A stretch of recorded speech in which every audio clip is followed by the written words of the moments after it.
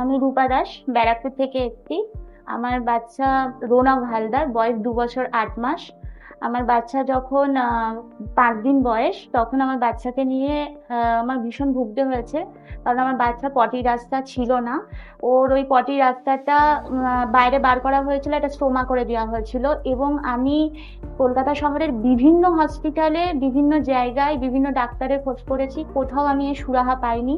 এবং একটা দুহামেল অপারেশনও হয়েছিল, যে দুহামেল অপারেশনটা পর্যন্ত ফেলিওর হয়ে গেছিল। আমি এরকম পরিস্থিতিতে মানে মানসিকভাবে বিভিন্নভাবে ফেলিওর হয়ে গেছিলাম। ইকোনমিক্যাল দিক থেকেও ফেলিওর হয়েছিলাম, মানসিকভাবেও ফেলিওর হয়েছিলাম। তখন আমি ভেলোর যাই, যেহেতু ভেলোর নাম করা, ওখানে ভেলোরে গিয়েও সেই একই কথা বলা হয় যে না, এখান থেকেও কিছু করা যাবে না।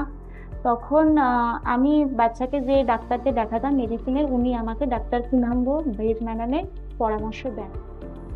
নমস্কার, আমি ডক্টর পুনম মুখোপাধ্যায়। আমি পিডিয়াট্রিক সার্জন। আজকে পিএলএস হসপিটালের তরফ থেকে আমরা একটা খুব ইন্টারেস্টিং কেস ডিসকাস করতে চলেছি। কেসে ডিসকাস করার আগে তার ব্যাকগ্রাউন্ড একটু আপনাকে জানিয়ে দিই। এই বাচ্চাটার নাম হচ্ছে রনক হালদার। সে আমার কাছে আসে যখন তার বয়স প্রায় 2 বছর বয়স।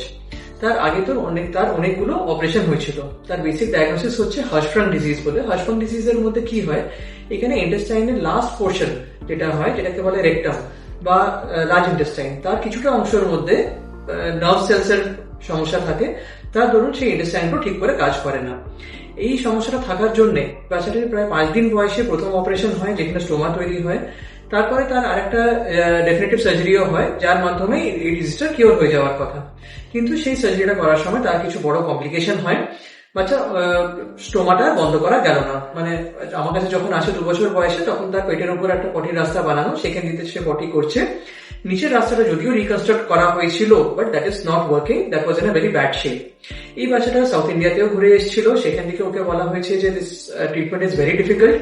বাট যখন বাবা মারা আমার কাছে আসেন, they came with a lot of hope যে যদি আমরা কিছু করতে পারবো কি পারবো না। তখন তখন ওদেরকে আশা দেওয়া হয় যে ঠিক আছে, চলো আমরা চেষ্টা করে দেখছি। অতটাও নেগেটিভের মধ্যে মনে হচ্ছে না এই মুহূর্তে। তো আমরা চেষ্টা করলাম। আগে শুরুতে একটা বায়োপসি নেওয়া হলো, সেটা দেখা গেল ভালো আসছে। তারপরে আরেকটা অপারেশন করা হলো, যার মাধ্যমে আমরা ইন্টেস্টাইনাল যেখানে একটা জায়গায় নারো ছিল সেটাকে কারেক্ট করলাম। তারপরে মেইন টেস্টটা এলো। মেইন টেস্টটা হচ্ছে কি, যে একটা স্টোমা ওর বানানো ছিল, যেটা পায়খানা রাস্তা বাইরে বার করা ছিল, সেটাকে বন্ধ করা। সেটা ছিল দ্য মোস্ট রিস্কি স্টেপ।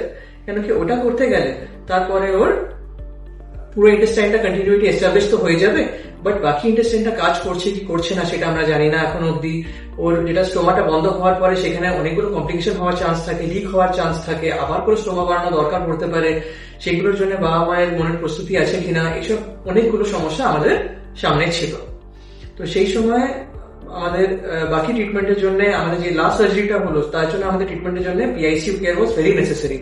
তাই সেই জন্য আমরা পিএলএস এর জন্য অপ্ট করলাম, যাতে এই সার্জারিটা পিএলএস এ করা যেতে পারে। ম্যাডামের সাথে যোগাযোগ করায় ম্যাডাম আমাকে কোনো রকম ভাবে নেগেটিভ কিছু বলেননি। উনি বলেছিলেন যে আশা রাখুন হবে।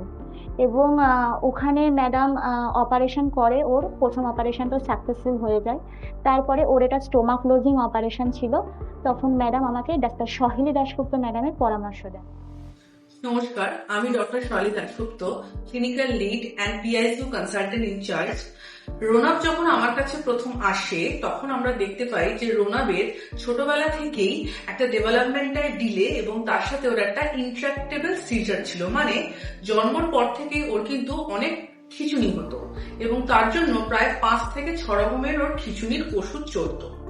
যখন ডক্টর পুনম গুহ আমার কাছে পেশেন্টটিকে পাঠান এবং বলেন যে ওর যে নেক্সট সার্জারিটা হবে, যে ডেফিনেটিভ সার্জারি, তার জন্য আমাদের প্রি অ্যানাস্থেটিক চেকআপ বা অ্যানাস্থেটিক ক্লিয়ারেন্সের দরকার ছিল। সেইটার জন্য যেহেতু রোনাব এতগুলো খিঁচুনির ওষুধ খেত, তো যখন ওটি চলবে সেই সময় একটা খিঁচুনির রিস্ক এবং ওটির পরেও একটা খিঁচুনির রিস্ক থাকে। সেই জন্য আমরা নিউরোলজিস্টের সাথে কনসাল্ট করে তারপর আমরা অ্যানাস্থেটিক ক্লিয়ারেন্স দিই। এবং সহেলী দাশগুপ্ত ম্যাডামকে আমি একদমই চিনতাম না। সহেলী দাশগুপ্ত ম্যাডামের সাথে একদিন কথা বলে ম্যাডাম এত পরিমাণ আমাকে এনকারেজ করে যে নিশ্চিন্তে থাকুন, বাচ্চা ঠিকঠাকভাবে এখান থেকে বেরিয়ে যাবে।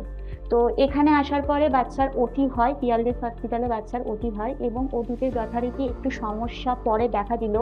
ডক্টর সহেলী দাশগুপ্ত ম্যাডামের এফর্ট এবং ডক্টর পুনম গুহ বেজ ম্যাডামের এফর্ট এবং পিয়ারলেস হসপিটালের সমস্ত নার্সিং স্টাফরা এমনভাবে সাহায্য করেছে দিন 15 যে আমার বাচ্চা এত সুন্দরভাবে রিকভারি করবে সেটা আমি অনুমান করতে পারিনি। যেখানে আবার ওটিটা রিওপেন করার কথা ছিল, সেখানে ওটিটা রিওপেন তো হয়নি, বরঞ্চ আমার বাচ্চা এখন পুরোপুরিভাবে সুস্থ, সে সব রকম খাবার টলারেট করতে পারছে। রোনাবের এই ওটিটা ওয়াজ দ্য মোস্ট ক্রিটিক্যাল, মানে যতগুলো ওটি হয়েছে তার মধ্যে থেকে এটার মধ্যে রিস্ক সব থেকে বেশি ছিল। কেন বেশি ছিল?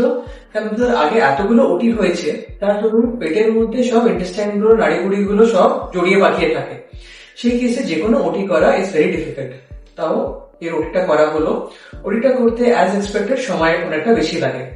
এই ওটিটার পরে ওটিতে যেটা করা হলো, নাড়ি দুটো যেটা বাইরে ছিল, পেটের উপরে বার করা ছিল পায়খানা রাস্তা হিসেবে, সেটাকে জোড়া হলো। এটা জোড়া হওয়ার পরে আমরা এক্সপেক্ট করবো যে পায়খানাটা নিচের দিকে বেরোবে। এটা যত অব্দি ভিতরে শরীরের মধ্যে হিল করে যাচ্ছে না, তত অব্দি বাচ্চাটাকে খালি পেটে রাখা দরকার হয়। এই বাচ্চাটাকে তাই জন্য আমরা ওটির পরে পিআইসিউতে শিফট করি। পিআইসিউতে শিফট করে আমাদের কি কি কনসার্ন ছিল সেটা ডক্টর সহেলী বলবেন। পিআইসিতে যখন প্রথম আসে আমাদের কাছে ওটির পরে রোনাবের প্রচুর খিঁচুনি হচ্ছিল, যেটা আমরা আগেও বলেছিলাম যে হওয়ার একটা রিস্ক থাকবে, এবং ওকে অনেক খিঁচুনির ওষুধ আমাদের চেঞ্জ করে নতুন ওষুধ দিতে হয়, এবং নতুন ওষুধ চেঞ্জ করার পরেও প্রায় 48 ঘন্টা পরে রোনাবের কনভালশনটা আস্তে আস্তে কন্ট্রোলে আসে। খিচুড়ি তো একটা জিনিস গেল, তারপর আরেকটা জিনিস যেটা ছিল যে বাচ্চাকে যখন আমাকে খালি পেটে রাখতে হবে তখন তার নিউট্রিশনটা দেখা হচ্ছে ভীষণ জরুরি। এই বাচ্চারা যার এতগুলো ওটি হয়েছে আগে, এই বাচ্চাদের আমাদের আইভি অ্যাক্সেস পাওয়া, মানে যেটা ছুঁচ ফোটানো হয় যার মাধ্যমে স্যালাইন দেওয়া হয়, সেই আইভি অ্যাক্সেসটা সিকিউর করা খুব মুশকিল হয়। সেটার জন্য ডক্টর সহেলী কি করবেন? আমরা ঘরে একটা চ্যানেল করেছিলাম রোনাবে, যেটাকে আমরা বলি সেন্ট্রাল লাইন, এবং এই সেন্ট্রাল লাইনের থ্রু দিয়ে যা নিউট্রিশন দরকার রোনাবের সেটা আমরা কিন্তু দিয়েছিলাম।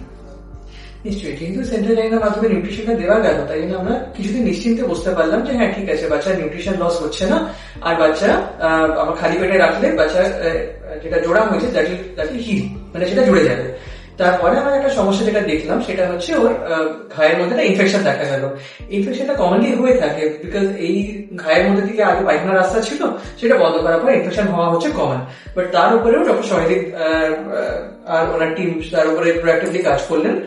অ্যান্টিবায়োটিকের বিষয়ে আমরা অ্যাকচুয়ালি যে উল স্টকটা বলি সেটাকে আমরা কালচারে পাঠিয়েছিলাম, এবং সেই কালচারে যে জীবাণু পাওয়া যায় তার ওয়াইজ অ্যাপ্রোপ্রিয়েট অ্যান্টিবায়োটিক আমরা শুরু করি, এবং সেটা শুরু করার পর দেখি আমরা রোনাব আরো তাড়াতাড়ি সুস্থ হতে থাকে।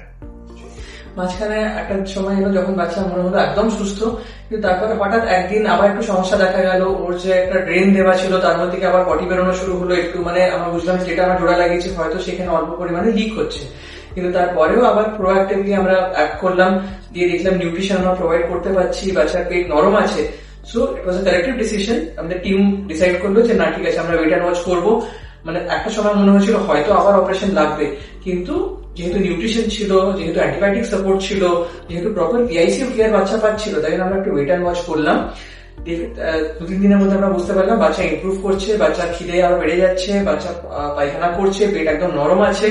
তখন আমরা আস্তে আস্তে করে বাচ্চাকে আবার খাওয়া শুরু করলাম। মানে প্রায় 10-12 দিন মতন হয়তো আমরা বাচ্চাকে খাওয়াতে পারিনি, কিন্তু নিউট্রিশনটা অ্যাপ্রোপ্রিয়েটলি ম্যানেজ হচ্ছিল সেন্ট্রাল লাইনের মাধ্যমে, অ্যান্টিবায়োটিকের মাধ্যমে ইনফেকশন গুলো ম্যানেজ হচ্ছিল।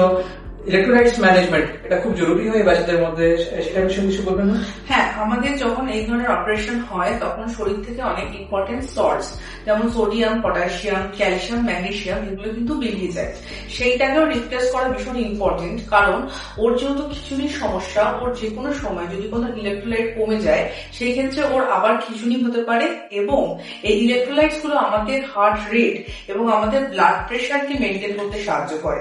তো সেগুলো যদি শরীর থেকে বেরিয়ে যায় তাহলে সেটাকে আমাদের প্রত্যেক দিন ওর ব্লাডে চেক করে সেই ওয়াইজ আমাদের সল্টস গুলোকে রিপ্লেস করতে হয়, যাতে ব্লাড প্রেশার ঠিক থাকে এবং হার্ট রেটে কোনো সমস্যা না হয়।